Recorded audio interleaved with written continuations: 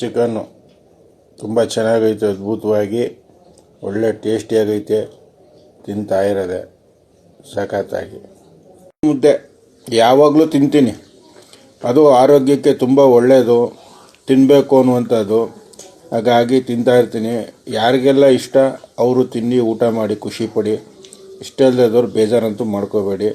ನಾನಂತೂ ಇಷ್ಟಪಟ್ಟು ಸಂತೋಷಕ್ಕೆ ತಿಂತೀನಿ. ಪೇಪರ್ ಚಿಕನ್ ಮಸಾಲ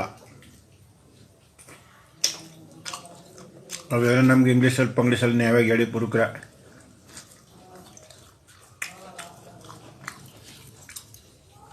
ತಪ್ಪಾದ್ರೆ ಮೇಲೆ ಇದನ್ನು ನೋವು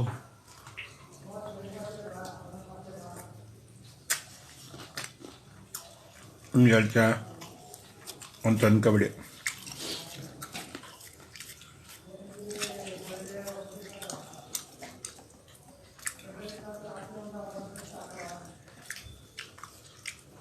ಇಟ್ಟು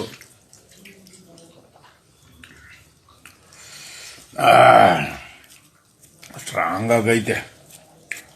ಒಳ್ಳೆ ತಿಂತಾಯಿದ್ರೆ ಈ ಥರ ಎಲ್ಲ ಲೈಟಾಗಿ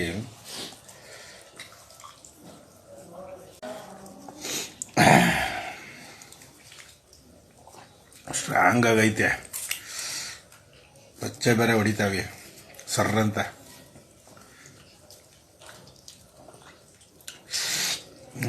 ಸಕ್ಕತ್ತಾಗೈತೆ, ಚೆನ್ನಾಗಿರ್ತದೆ.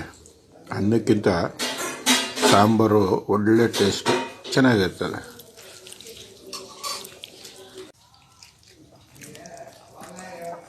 ಸಖತ್ತಾಗೈತೆ. ಒಳ್ಳೆ